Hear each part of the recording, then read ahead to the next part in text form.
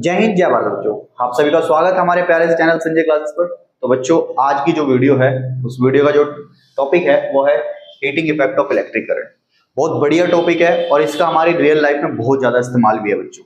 तो heating effect of electric current क्या होता है, कैसे हीटिंग इफेक्ट आता है, कौन कौन से फॉर्मूलाज यहाँ पर यूज होंगे, कैसे फॉर्मूले ड्राइव करने हैं और कैसे उनके बेसिस पे क्वेश्चंस करने हैं, वो सारी बातें हम इस वीडियो में करने वाले हैं। तो चलिए स्टार्ट करते हैं बच्चों। तो सबसे पहली बात तो heating effect of electric current क्या है, यानी कि हीटिंग इफेक्ट आता है किसकी वजह से, इलेक्ट्रिक करंट की वजह से। इलेक्ट्रिक करंट जब किसी भी कंडक्टर से बच्चों चलता है तो वो चीज गर्म हो जाती है ऑटोमेटिकली। आप सभी ने ये चीज फील करी होगी। जैसे कि हम किसी भी पंखे की बात करते हैं, मान लो कोई भी फैन है, अगर वो लंबे समय तक चल रहा है तो आपने देखा होगा वो चीज गर्म हो जाती है। ठीक है, ऐसे ही हमारे घर में बहुत सारी चीजें हैं जिनका इस्तेमाल हम क्या करते हैं किसी चीज को गर्म करने में। फॉर एग्जांपल जैसे टोस्टर हो गया, टोस्टर है, ठीक है, वहीं पर इलेक्ट्रिक रोड हो गई, इलेक्ट्रिक हीटर हो गया, बल्ब हो गया, इन सभी में एक ही एप्लीकेशन है बच्चों, इन सभी में एक ही चीज अप्लाई की गई है, heating effect of electric current. तो सबसे पहले हम ये सीखेंगे कि हीट कैसे पैदा होती है, क्यों हीट आ रही है, वो सारी बातें यहाँ पर देखने वाले हैं। तो जैसे कि मान लो बच्चों एक कंडक्टर है और उस कंडक्टर में बच्चों आप सभी को पता है इलेक्ट्रिक करंट जब चलता है तो इलेक्ट्रॉन फ्लो करते हैं बच्चों। कौन फ्लो करते हैं? इलेक्ट्रॉन फ्लो करते हैं बच्चों। एक पर्टिकुलर डायरेक्शन में इलेक्ट्रॉन फ्लो करते हैं। इलेक्ट्रिसिटी वाले चैप्टर में स्टार्टिंग में ही मैंने ये पढ़ा रखा है इस चैप्टर के, ठीक है, तो आप वहां पर जाकर देख सकते हो। वीडियो के जो जितने भी लिंक है हमारे वो डिस्क्रिप्शन में मेंशन कर देंगे। तो बच्चों ये इलेक्ट्रॉन फ्लो करते हैं जिससे कि करंट चलता है।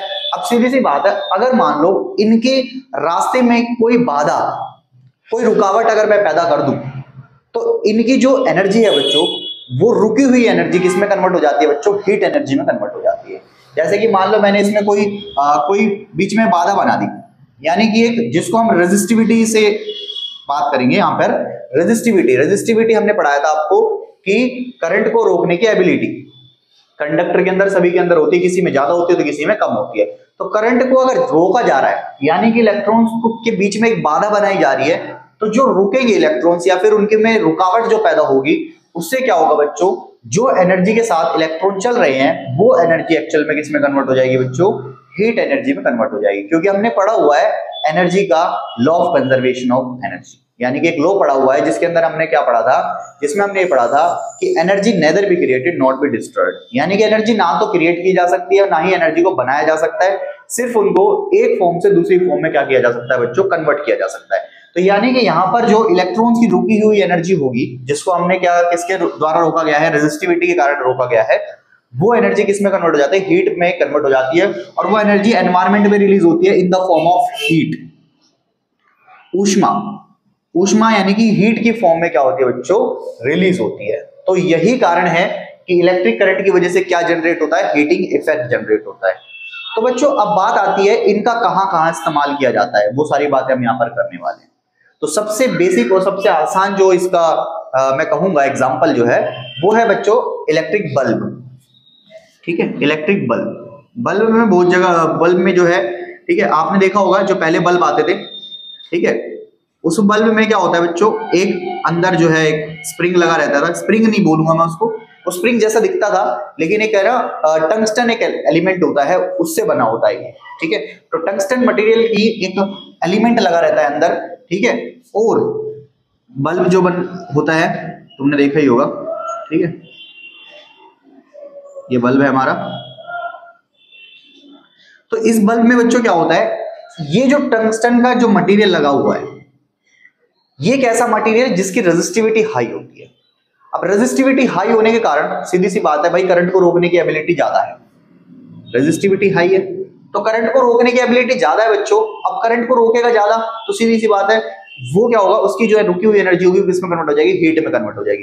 तो ये हीट पैदा करेगा, और ये जब हीट पैदा करता है तो ये इतनी हीट पैदा करता है कि ये ग्लो करने लग जाता है, लाल हो जाता है, रेड हो जाता है पूरा जल के।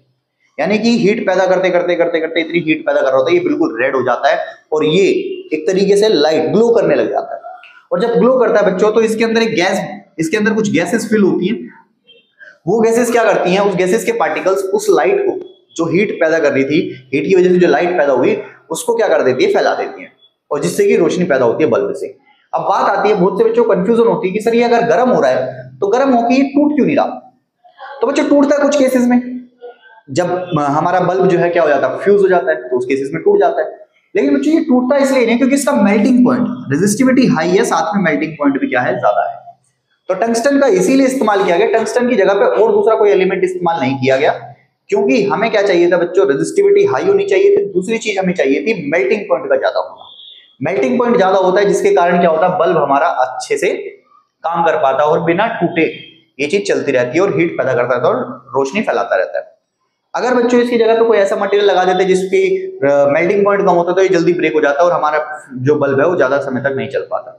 दूसरी बात है बच्चों, इसमें गैस क्यों डाली गई, एक तो कारण वही था कि लाइट को फैलाना। दूसरा कारण बच्चों ये था कि अगर इसके अंदर गैस ना हो तो ये ऑक्सीजन से, जो अंदर टंगस्टन है वो ऑक्सीजन से रिएक्ट करेगा और ऑक्सीजन से रिएक्ट करके जल्दी उसका कंबशन होगा और वो ब्रेक हो जाएगा। इसीलिए यहाँ पर इसको कवर रखते हैं। समझ में आ गई बात। तो हीटिंग इफेक्ट का एक एप्लीकेशन हमारा क्या था, इलेक्ट्रिक बल्ब। दूसरा एप्लीकेशन लेता हूं बच्चों, रूम हीटर बोल लो, इलेक्ट्रिक हीटर बोल लो, जो घरों में इस्तेमाल होता था जब हम बचपन में छोटे, भाई सीधी सी बात है, जब हम छोटे थे ना तो बहुत बार क्या होता था, इलेक्ट्रिक हीटर का इस्तेमाल किया जाता था घरों में खाना वाना बनाने के लिए, हमने देखा हुआ है।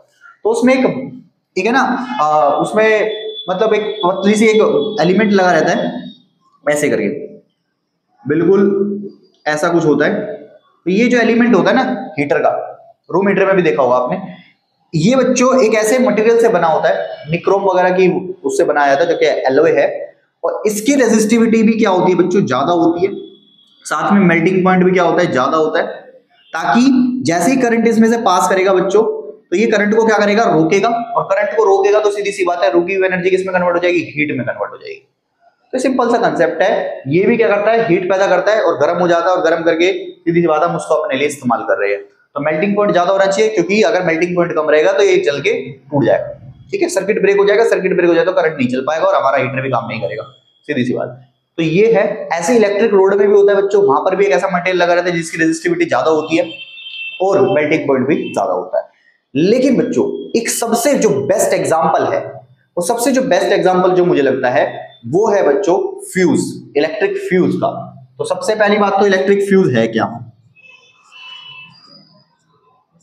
इलेक्ट्रिक फ्यूज बच्चों, इलेक्ट्रिक फ्यूज एक सेफ्टी डिवाइस है बच्चों। क्या है, सेफ्टी डिवाइस, ठीक है, सेफ्टी डिवाइस। यानी कि इलेक्ट्रिक फ्यूज बच्चों एक ऐसा डिवाइस है जो चीजों को सेफ रखता है। मतलब सर, मतलब ये बच्चों आपने फ्यूज का सुना होगा, जैसे कि पुराने नाटकों में, फिल्मों में दिखाते थे कि भाई ऐसी लाइट जाती थी तो सब क्या चेक करने जाते हैं, फ्यूज चेक करने जाते हैं, भाई फ्यूज तो नहीं फूट गया कहीं, और सुना भैया फ्यूज उड़ गया, फ्यूज उड़ गया। तो इसका मतलब क्या है, तो बच्चों एक फ्यूज जो है एक ऐसा डिवाइस है जो हमारे घरों में भी लगा रहता है, और जितने भी इलेक्ट्रिक एप्लियंसेस आते हैं, जितने भी इलेक्ट्रॉनिक सामान होते हैं, सबके अंदर छोटे छोटे फ्यूज लगे रहते हैं। ये फ्यूज क्या करता है एक्चुअली में बच्चों, क्या होता है कि जब भी कभी घरों में ओवरलोड आता है, यानी बाहर से लाइट एक्स्ट्रा आ जाती है, बहुत ज्यादा अमाउंट में आ जाती है, बाई चांस ऐसा हो जाता है बहुत बार, तो क्या होता है ओवरलोड जब आता है तो जो फ्यूज होता है, पहले मैं बता दूं फ्यूज कुछ ऐसे दिखते थे पहले, पुराने वाले फ्यूज, शायद देखा भी हो, ऐसे होते थे, और इनमें से दो ऊपर ऐसे निकले रहते थे और दो नीचे, और इनमें से एक में से, ठीक है, ऐसे वायर कनेक्ट रहती है। तो एक्चुअल में क्या होता है, इसी वायर से वो करंट चल के पास होके हमारे घरों में जाता है। तो फ्यूज में क्या होता है कि जब ओवरलोड आता है तो इसी वायर से वो क्या होता है, अब ये जो वायर लगी हुई है ना इसमें बीच में, ये वायर हमारी क्या है, हाई रेजिस्टिविटी वाली है, यानी कि इसमें से जो करंट आएगा तो ये गर्म होगी, हीटिंग इफेक्ट आएगा, लेकिन साथ में इसका मेल्टिंग पॉइंट कम है। मेल्टिंग पॉइंट कम है, ये इंपॉर्टेंट है। अब होता क्या है, जब भी ओवरलोड आएगा तो ये मेल्टिंग पॉइंट डिसाइड कर दिया जाता है, भाई हाँ ऐसी मेटल यूज करेंगे जिसका मेल्टिंग पॉइंट फिक्स रहता है। अब मान लो जैसे ओवरलोड आया, अब ओवरलोड आया तो बहुत ज्यादा बिजली घर में आने की कोशिश करेगी। अब बहुत ज्यादा जब करेगी तो सीधी सी बात है ये हीट हो जाएगा, और हीट हो जाएगा अगर मान लो वो करंट हमारे नॉर्मल करंट से बहुत ज्यादा है, तो क्या होगा, ये हीट होके ये इतना हीट हो जाएगा कि ये गर्म होकर टूट जाएगा, मेल्ट हो जाएगा, और मेल्ट होके ये ब्रेक हो जाता है यहां से। अब मेल्ट होके ब्रेक हो गया तो फ्यूज ब्रेक हो गया, यानी कि फ्यूज उड़ गया। अब फ्यूज उड़ गया तो सीधी सी बात है हमारे घर में आने वाली जो ओवरलोड वाली जो इलेक्ट्रिसिटी थी वो हमारे घर में एंटर नहीं कर पाएगी, क्योंकि इसी के थ्रू वो एंटर कर रही थी और यही टूट गया बीच में से, सर्किट ब्रेक, ठीक है, जिससे कि हमारे घरों में इस्तेमाल होने वाले जितने भी इलेक्ट्रॉनिक सामान है, जितने भी एप्लायंसेस है, वो सभी सेफ रहते हैं। इसीलिए इसको सेफ्टी डिवाइस कहा बच्चों, ठीक है, सेफ्टी डिवाइस इसलिए कहा क्योंकि ये सेफ रखता है चीजों। समझ में आई बात? ऐसे इलेक्ट्रॉनिक सामान है बहुत सारे, जैसे कि अभी मैं कुछ दिन पहले की बात बताऊं तो भाई मेरी स्कूटी में फ्यूज उड़ गया। अब स्कूटी में भी फ्यूज होता है बताओ, ठीक है, स्कूटी बाइक इन सभी में फ्यूज लगे रहते हैं। क्या होता है उसमें वायरिंग होती है, ठीक है, वायरिंग अगर खराब हो जाए, वायरिंग अगर जल जाए तो बहुत ज्यादा खर्चा आ जाता है, तो उसमें फ्यूज लगा रहता है। ऐसा कुछ देखा होगा आपने, एक सिलेंडर जैसी चीज देखी होगी, ऐसा सभी ने देखा होगा, ये मेटल से होता है यहाँ पर, और यहाँ पर भी इस तरह के सिलेंडर सा होता है मेटल का, और इसमें एक पतली सी वायर जाती है। तो सारा खेल इस वायर का है बच्चों, अंदर जो पतली सी वायर देखी होगी आपने, ये फ्यूज भी हमारी स्कूटी में लगा रहता है, बाइक में लगा रहता है। तो वो फ्यूज क्या करता है एक्चुअल में, जब बैटरी से इलेक्ट्रिसिटी आती है, करंट आता है, तो इसके अंदर से पास होके जाता है। अगर मान लो वो ओवरलोड है उस वायरिंग के लिए, तो ये ब्रेक हो जाएगा, ये टूट जाएगा, और हमारी जो बाकी की वायरिंग है उसको सेफ रखता है, ठीक है। इसकी रेजिस्टिविटी सेम, रेजिस्टिविटी ज्यादा होने के कारण ऐसा होता है, हीट पैदा करता है और मेल्टिंग पॉइंट कम होता है, ठीक है। तो जिसके कारण ये अपना काम कर देता है और ये ब्रेक हो जाता है, जिसकी वजह से हमारी जो बाकी की वायरिंग है वो सेफ रहती है और ज्यादा खर्चा नहीं आता। तो भाई सीधी सी बात है, बहुत बार क्या करते हैं स्कूटी वाले, इसको डायरेक्ट कर देते हैं। अब डायरेक्ट कर देते हैं तो भाई सीधी सी बात है, फ्यूज है ही नहीं उसके अंदर। अब डायरेक्ट कर दिया तो कभी अगर ओवरलोड लेगी बैटरी ने, एकदम से ज्यादा इलेक्ट्रिसिटी या करंट पैदा कर दिया और ज्यादा आगे चला गया, तो सीधी सी बात है हमारी जो वायरिंग होगी फूक जाएगी, तो पूरी वायरिंग फूक जाएगी।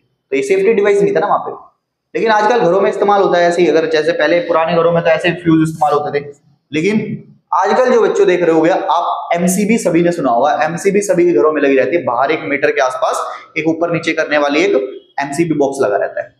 वो एमसीबी बॉक्स एक्चुअल में क्या है, वो फ्यूज का ही काम कर रहा है। जब भी ओवरलोड तुम्हारे घर में होगा या शॉर्ट सर्किट होगा तो वो एमसीबी डाउन हो जाती है, और एमसीबी जैसे ही डाउन होती है बच्चों, कट मार जाते हैं, उसको बोलते हैं कट मार गई। तो एमसीबी जैसे डाउन होती है, हमारे सर्किट ब्रेक हो गया हमारे घर का, और सर्किट ब्रेक हो गया तो करंट आगे नहीं चल रहा है और बाकी की चीजें क्या हो गई, सेफ हो गई। तो इसीलिए कहता हूं मैं कि फ्यूज को यहाँ पर क्या बोला गया है बच्चों, सेफ्टी डिवाइस, जो कि इसके ऊपर बेस्ड है, heating effect of electric current के ऊपर बेस्ड है। समझ में आ गई बात?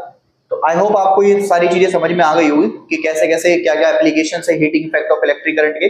तो अब बच्चों हम किस पे चलेंगे, अब हम चलते हैं डायरेक्ट हमारे फॉर्मूलाज, कैसे फॉर्मूला ड्रॉ करने हैं, कैसे ड्राइव करने हैं, सारे फॉर्मूलाज कैसे बनाने हैं, कैसे उनको याद रखना है, और कैसे कैसे क्वेश्चन हम यहाँ पर डील करने वाले। तो इसको मिटा दें, अगर इसमें से कुछ नोट करना है तो नोट कर सकते हो आप, ठीक है, फिर मिटा देते हैं इसको। चलिए मिटा दे बच्चों, ठीक है।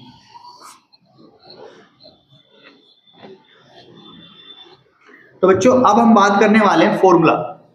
भाई हीटिंग इफेक्ट की तो बात हमने कर ली, थ्योरेटिकल पार्ट हमने पढ़ लिया इसका। अब हम चलते हैं फॉर्मूलाज कैसे बनाएंगे इसके, ठीक है। तो बच्चों फॉर्मूले बनाने के लिए सिंपल है, कुछ नहीं करना आपको। क्या करना है, देखो हम सबसे पहले यहाँ पे सीखेंगे पावर के बारे में, नॉर्मल पावर, उसके बाद हम इलेक्ट्रिक पावर की बात करेंगे, इलेक्ट्रिकल पावर किसे कहते हैं, देन हम आगे बढ़ेंगे, ठीक है। तो हम बात करते हैं पावर की। तो बच्चों पावर की अगर मैं बात करूं तो पावर किसे कहते हैं, तो एनर्जी और पावर तो डिफरेंट चीजें हैं बच्चों। एनर्जी होती है, सीधी सी बात है, एबिलिटी ऑफ डूइंग वर्क, किसी कार्य को करने की क्षमता एनर्जी कहलाती है। वहीं पर पावर किसको कहते हैं, रेट ऑफ डूइंग वर्क, यानी कि किसी काम को करने का कितनी दर है, ठीक है।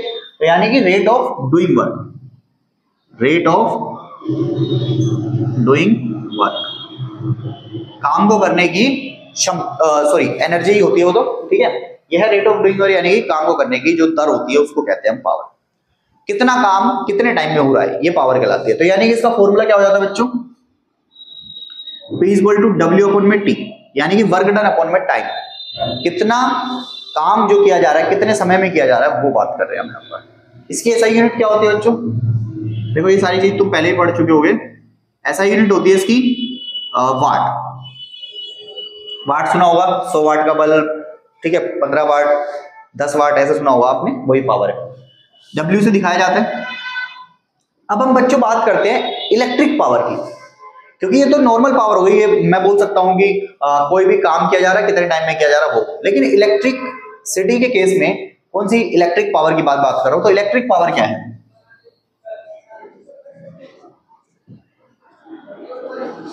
तो इलेक्ट्रिक पावर में बच्चों कुछ नहीं है, पावर का सेम फॉर्मूला W अपॉन में T। बस क्या कर रहे हैं, अब इस वर्क डन को हम कौन से वर्क डन की बात कर रहे हैं यहाँ पे, हम इलेक्ट्रिकल वर्क डन की बात कर रहे हैं। अब इलेक्ट्रिकल वर्क डन लेना पड़ेगा मुझे। इलेक्ट्रिकल वर्क डन कैसे निकालोगे? तो अगर आपको फॉर्मूला याद हो बच्चों, तो इलेक्ट्रिकल वर्क डन निकालने का सिंपल सा फॉर्मूला है, हमारा पोटेंशियल डिफरेंस होता था वर्क डन अपॉन में चार्ज। तो वर्क डन किसके बराबर आएगा भाई? सीधी सी बात है, पोटेंशियल डिफरेंस इनटू में चार्ज, ये फॉर्मूला। तो वर्क डन किससे रिप्लेस कर दिया मैंने? V इंटू क्यू से अपॉन में T। तो ये आ गया हमारा पावर। तो पावर को अब कुछ नहीं करना, V को साइड में रखो, Q बाई T कर दो। और जिस बच्चे ने अच्छे से पढ़ाई करी है उसको पता होगा Q बाई T क्या होता है। Q by T rate of flow of charge, जो कि करंट कहलाता है हमारा, इलेक्ट्रिक करंट। ये आ गया हमारा I, तो यानी कि I। तो ये फॉर्मूला बन गया बच्चों इलेक्ट्रिक पावर का, क्या? पोटेंशियल डिफरेंस इनटू में इलेक्ट्रिक करंट, ठीक है। P equal to VI। तो ये हमारी इलेक्ट्रिक पावर हो गई। तो एक सबसे इंपॉर्टेंट फॉर्मूला तो यही है बच्चों। अब जब क्या होगा, आपको पोटेंशियल डिफरेंस गिवन होगा, करंट गिवन होगा, तो आपको क्या निकालनी पड़ेगी? पावर कंज्यूम्ड, ठीक है। पावर कितनी कंज्यूम हुई है वहां पर, वो कैलकुलेट करनी पड़ेगी, या फिर तीनों में से कोई भी दो चीज गिवन होगी, तीसरी चीज निकालनी होगी। समझ में आ रही बात? तो एक इंपॉर्टेंट फॉर्मूला ये है। इसके बाद आगे चलते हैं बच्चों। तो बच्चों अगर मैं अब क्या करता हूं, मैं इस पावर को रिप्लेस कर दूं। देखो पावर किसके बराबर थी? वर्क डन अपॉन में टाइम। तो मैंने इस पावर को क्या कर दिया बच्चों? वर्क डन अपॉन टाइम से रिप्लेस कर दिया, तो V इंटू आई आ गया। अब वर्क डन निकाल लूं तो मैं यहां से, तो वर्क डन किसके बराबर होगा बच्चों? ये टाइम यहाँ पर डिवाइड में है, उधर जाके मल्टीप्लाई में हो जाएगा, तो V इंटू आई इंटू टी। तो एक फॉर्मूला आ गया बच्चों वर्क डन का मेरे पास, VIT, ठीक है। अब बच्चों मैं आपको बता दूं एक चीज, देखो एक्चुअल में क्या है, तीन चीज होती है, वर्क डन, ठीक है, एनर्जी और हीट, तीनों चीजों की ऐसा यूनिट जूल होती है। आप सभी ने देखा होगा, नोटिस भी किया होगा। तो एक्चुअल में क्या होता है, जितनी एनर्जी यूज हो रही होती है उतना ही वर्क डन होता है। खुद सोचो एक बात, मैं कितना काम कर पाऊंगा? जितनी मेरी एनर्जी है, जितनी मेरी एबिलिटी है, और ability of doing work is called energy. सीधी सी बात है। तो मैं किसी काम को कर पा रहा हूं क्योंकि मेरी एबिलिटी है, तो उसी को वर्क डन, तो यानी कि energy is equal to work done. अब जितनी एनर्जी है उतना ही वर्क डन होगा। अब सीधी सी बात है, जब करंट चलता है तो कितनी एनर्जी रुकी होगी, उतनी हीट पैदा होगी, तो हीट भी उतनी पैदा होगी। यानी कि तीनों चीजें एक दूसरे के क्या है, इक्विवेलेंट्स है, ठीक है, इक्वल एक तरीके से। तो मैं बोल सकता हूं कि W की जगह पे यहां पे रिप्लेस कर सकता हूं किसको बच्चों? हीट को। तो हीट का पहला फॉर्मूला हमारे सामने क्या है? VIT। तो ये हीट का फॉर्मूला आ गया सबसे पहला। इंपॉर्टेंट है बच्चों, क्योंकि इनके बेसिस पर क्वेश्चंस हैं, मैं क्वेश्चंस आपके सामने डिस्कस करूंगा एनसीईआरटी के, ठीक है। तो इनके बेसिस पर क्वेश्चन है, इसलिए इंपॉर्टेंट है ये। समझ में आ गया यहां तक? तो ये हमारा फॉर्मूला आ गया हीट का। अब कुछ नहीं करना बच्चों, और भी फॉर्मूलाज आप बना सकते हो अगर चाहो तो, जैसे कि मैं यहाँ पे बना देता हूँ। यहां तक समझ में आ गया होगा। अब इसके बाद क्या कर रहे हैं बच्चों? अब क्या करो आप भाई, सीधी सी बात है, यहां पर क्या है? VIT है, तो V को रिप्लेस कर सकते हो according to Ohm's law, V equal to IR होता है। तो भाई सीधी सी बात है, V इक्वल टू IR होता है, तो रिप्लेस कर दो, V को रिप्लेस कर दो। तो भाई H is equal to V की जगह पे IR, IT। तो क्या बन गया बच्चों? H is equal to I square RT। This is the important relation between these. भाई H बराबर आया, यानी कि हीट बराबर I square of the current into में टाइम, सॉरी टाइम तो है खैर, रेजिस्टेंस, ठीक है, इन तीनों के बराबर है। तो यानी कि इसी बच्चा, अच्छा ये चीज ही जूल्स लॉ ऑफ हीटिंग भी कहते हैं। इसी रिलेशन को क्या कहते हैं? जूल्स लॉ ऑफ हीटिंग, ठीक है। यानी कि जूल्स लॉ ऑफ हीटिंग क्या कहता है? जूल्स लॉ ऑफ हीटिंग ये कहता है कि किसी भी कंडक्टर के द्वारा पैदा की हीट जो होती है वो डायरेक्टली प्रोपोर्शनल होती है स्क्वायर ऑफ द करंट के, and directly proportional to the resistance of the conductor, and directly proportional to the time taken. ये हमारा जूल्स लॉ ऑफ हीटिंग कहता है। तो बच्चों ये फॉर्मूला भी इंपॉर्टेंट है जो कि इस्तेमाल होने वाला है। एक फॉर्मूला और डिस्कस कर देता हूं, कुछ नहीं करना, इसी से रिप्लेस करना है। यहां पर हमने V की वैल्यू रखी थी, तो आप I की वैल्यू रख सकते हो, V को रहने दो ऐसे। तो I की वैल्यू क्या आती है बच्चों? V/R। तो I को रिप्लेस कर दो। तो अगर मैं I को रिप्लेस करता हूं तो H बराबर किसके था? VIT के। तो I को रिप्लेस कर दो, तो I की जगह पे क्या आ जाएगा? V/R इंटू में टाइम। तो भाई H के फॉर्मूला एक और बना दिया मैंने, क्या? V स्क्वायर R इंटू में टाइम। तो ऐसे भी यूज करना पड़ सकता है। तो आपको क्या करना है बच्चों, कौन सा फॉर्मूला यूज करना है ये आपको क्वेश्चन के अकॉर्डिंग पता लग जाएगा। क्वेश्चन में चेक करो गिवन क्या है, जो गिवन है उसी का फॉर्मूला आपको क्या कर लेना है? इस्तेमाल कर लेना है। समझ में आ गई बात? तो इनके बेसिस पर क्वेश्चंस आपको क्या करने हैं, ट्राई करने हैं। मैं खुद आपको एक अलग सेपरेट वीडियो बनवाऊंगा जिसमें कि आपको सारे क्वेश्चंस पे डिस्कस करने वाला हूं इस चैप्टर के, ठीक है। एनसीईआरटी तो पूरी मैं कवर कराने वाला हूं बोर्ड पर, तो उसकी टेंशन नहीं लेनी आपको, ठीक है। तो ये सारे फॉर्मूलाज यहाँ पे क्या हो जाने वाले बच्चों, यूज होने वाले हैं। तो मैंने क्या करा, एक फॉर्मूले से बच्चों, इस फॉर्मूले से मैंने सारे फॉर्मूलेज आपको ड्रॉ करके दिखा दिए कि किस तरीके से सारे के सारे फॉर्मूले तैयार होंगे। समझ में आ गई बात। अब यहाँ पर बच्चों इस चैप्टर में एक लास्ट टॉपिक बचा है, इसको भी कवर कर लेते हैं, इसके बाद हमारा चैप्टर क्या हो जाएगा, खत्म हो जाएगा, ठीक है। अब वो लास्ट टॉपिक क्या है बच्चों, पावर से रिलेटेड ही है, ठीक है। तो नोट कर लो इसको फटाफट, चलिए ठीक है, मिटा देते हैं। चलिए तो बच्चों जो अगला जो टॉपिक है वो ज्यादा कुछ नहीं, इलेक्ट्रिक पावर के बारे में। और इलेक्ट्रिक पावर आपको पता ही है, मैंने अभी बताया आपको इलेक्ट्रिक पावर क्या होती है। चलिए तो ये इलेक्ट्रिक पावर थी बच्चों। अब इसमें बहुत बार क्या बोलेगा, इस इलेक्ट्रिक पावर को वो बहुत बार कहता है कि भाई यूनिट में निकालो। सर ये यूनिट क्या है, कुछ नहीं बच्चों, पावर को अगर टाइम के साथ, यानी कि सीधी सी बात है, वर्क डन, अगर मैं यहां से बात करूं तो पावर बराबर होता है वर्क डन अपॉन में टाइम। तो मैं यहां से वर्क डन निकालू बच्चों, तो वर्क डन किसके बराबर आएगा, पावर इंटू में टाइम। तो कहते हैं किसी ने कितना वर्क किया होगा वो डिपेंड करता है उसकी पावर पर और कितने समय के लिए उसको इस्तेमाल किया गया उस इलेक्ट्रिकल एप्लायंस को, ठीक है। तो ये है। अब सीधी सी बात है, अगर मैं ये वर्क डन निकाल लूं किसमें, पावर को रखना है बच्चों किलोवाट में, टाइम को रखना आर में, तो ये बन जाता है किलोवाट आर। ये यूनिट्स रखनी है आपको। तो जब 1 किलोवाट आर बनता है बच्चों, तो जब 1 किलोवाट और 1 आर यूज किया जाए किसी सामान को, तो बन जाती है 1 यूनिट। क्या बन जाती है बच्चों, 1 यूनिट। तो 1 यूनिट का मतलब क्या होता है, 1 किलोवाट आर। इसका मतलब ये है 1 किलोवाट पावर इस्तेमाल हुई 1 घंटे के लिए, तो 1 किलोवाट आर बन जाता है, जिसको 1 यूनिट कहते हैं। आपने सुना होगा कि भाई हमारे घर में इतनी यूनिट बिजली लगी है, इतने यूनिट खर्च हुआ। अब वो यूनिट का रेट होता है 5 रुपए 6 रुपए, कमर्शियल में ज्यादा होता है, ठीक है। तो वो यूनिट का रेट कैसे रेट डिसाइड रहता है, फिर हमें कैसे उसका टोटल खर्चा निकालना होता है, 1 महीने का बिल कैसे बनेगा। तो 1 महीने में कितने यूनिट इस्तेमाल हुई, मल्टीप्लाई बाय जो भी पर यूनिट का रेट है उससे मल्टीप्लाई कर दो, सीधी सी बात है। लेकिन अब निकालेंगे कैसे, तो आपको कुछ नहीं करना, बस आपको वर्क डन कैलकुलेट करना है। उसके लिए क्या करना होता है, पावर पता होना चाहिए, टाइम पता होना चाहिए। तो पावर को आपको किस में रखना है, ध्यान रखना है बच्चों, पावर को किलोवाट में रखना है और टाइम को हमारे किस में रखना है, आवर्स में रखना है, ठीक है। दूसरी बात बच्चों, एक क्वेश्चन और है तुम्हारे उसमें कि भाई 1 किलोवाट आर में कितनी जूल एनर्जी होती है, हाउ मच जूल, कितने जूल एनर्जी होती है। तो बहुत इजी है। तो 1 किलोवाट आर को क्या करो, 1 किलोवाट आर में बच्चों कितने वाट होते हैं, 1000 वाट। तो 1000 वाट इंटू में 1 आर में कितने सेकंड होते हैं, तो 60 मिनट गुणा में 60 सेकंड्स, तो ये आ गया हमारा, ठीक है। इसके बाद क्या करो बच्चों, भाई सीधी सी बात है, यहां पर 1000 वाट गुणा में 3600 सेकंड। अब इन दोनों को मल्टीप्लाई करोगे तो कितना आ जाएगा, 36, ठीक है, 00 यहाँ की, 30 यहाँ की, तो भाई वाट सेकंड। और वाट सेकंड को बच्चों क्या कहते हैं, जूल कहते हैं। तो अब यहां पर अगर मैं इसको पॉइंट को रिप्लेस करूं तो 3.6 इंटू कितना आएगा, 1 2 3 4 5 6 10 की पावर 6 जूल। यानी कि 1 यूनिट में, 1 यूनिट में कितनी एनर्जी होती है बच्चों, 3.6 इंटू 10 की पावर 6, ठीक है, इतनी जूल एनर्जी यूज होती है।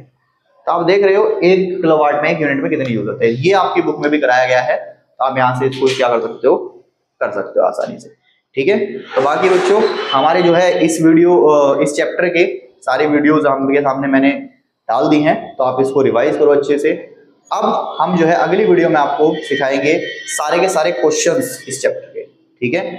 तो इस वीडियो के लिए इतना ही बच्चों। अगर देखो आपको सारे कंसेप्ट समझ में आए हैं बच्चों, अगर मेरा पढ़ाया हुआ अच्छा लग रहा है आपको, तो इस वीडियो को ज्यादा से ज्यादा शेयर करो अपने दोस्तों में और लाइक करो। और देखो कमेंट किया करो, आपके कमेंट से क्या होता है, हमें मोटिवेशन मिलता है। आपको कोई डाउट है कमेंट में पूछो, ठीक है।